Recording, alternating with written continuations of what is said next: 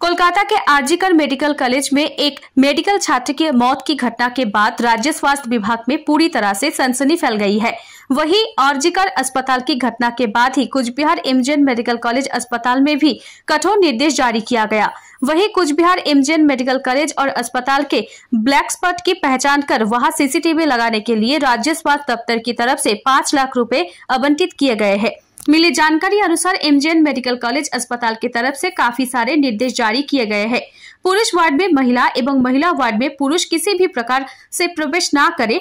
Police को अस्पताल परिसर में ब्रेथलाइजर परीक्षण करने के लिए कहा गया है। अस्पताल के कर्मचारियों से लेकर सभी के ब्रेथलाइजर करने को कहा गया है।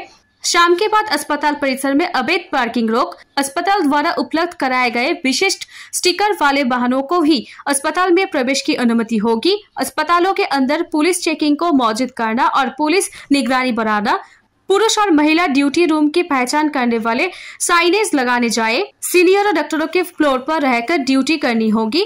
वही सीसीटीवी व्यवस्था को और ज्यादा मजबूत की जा रही है। रोगी कल्याण समिति के अध्यक्ष पार्थप्रतिम राय ने कहा कि इस बीच अस्पताल के आला अधिकारी पुलिस प्रशासन को लेकर बैठक आयोजित हुई है। बैठक में काफी सारे निर्णय लिया गया है। इसके अलावा पुलिस बल और बढ़ाने को कहा गया है। वही अस्पताल के मुख्य जगह की पहचान कर उन जगह पर सीसीटीवी कैमरा लगाए जाए। राज्य स्वास्थ्य दफ्तर की तरफ से इसके लिए 5 लाख रुपए आवंटित किए गए हैं।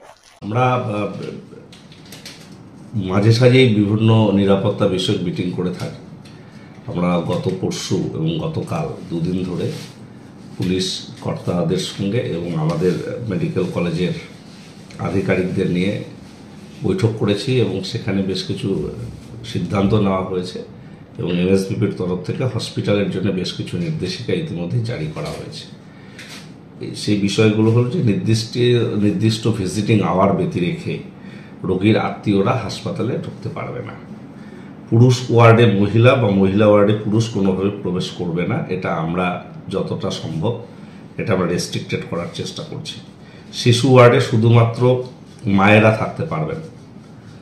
হাসপাতালের ক্যাম্পাসে ব্রেথ অ্যানালাইজার টেস্ট করার জন্য পুলিশকে আমরা অনুরোধ করেছি। সেক্ষেত্রে সকলকে, অর্থাৎ শুধু রোগী আত্মীয় স্বজন নয়, যারা আমাদের স্টাফ তাদের ক্ষেত্রেও একই নিয়ম প্রযোজ্য থাকবে। হাসপাতালের দেওয়া স্টিকার লাগানো গাড়ি শুধুমাত্র হাসপাতালের ভেতরে থাকবে, বাকি কোনো গাড়ি থাকবে না। সন্ধ্যার পর হাসপাতাল চত্বরে অবৈধ পার্কিংয়ে আমরা কঠোর ব্যবস্থা গ্রহণ করব। হাসপাতালের ভেতরে থাকা পুলিশ ফাঁড়িকে আরও সক্রিয় করার জন্য আমরা পুলিশ সুপারের দ্বারস্থ হব।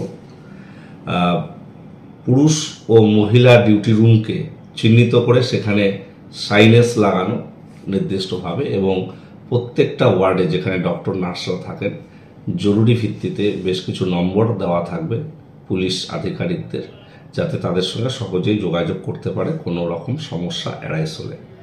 সিসিটিভি ব্যবস্থাকে আমরা আরও বেশি জোরদার করছি। ব্ল্যাক স্পট চিহ্নিত করে সেখানে সিসিটিভি লাগানোর উপর জোর দেওয়া হচ্ছে।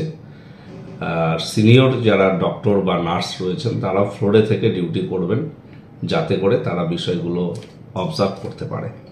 এই ধরনের সিদ্ধান্ত নেওয়া হয়েছে এবং স্বাস্থ্য মন্ত্রক থেকে প্রায় 5 লক্ষ টাকা গতকালই বরাদ্দ করা হয়েছে, প্রিন্সিপাল আমাকে জানিয়েছেন।